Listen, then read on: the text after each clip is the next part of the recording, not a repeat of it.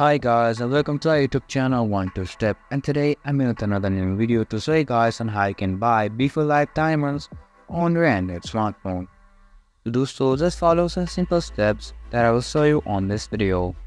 First of all, just download your Bigo Live app and then open it up, making sure that you have logged into your Bigo Live account.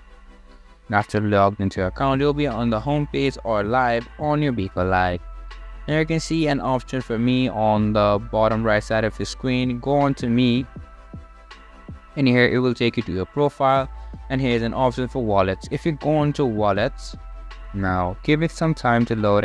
It will take some time to load on your screen depending upon the speed of your Wi-Fi connection.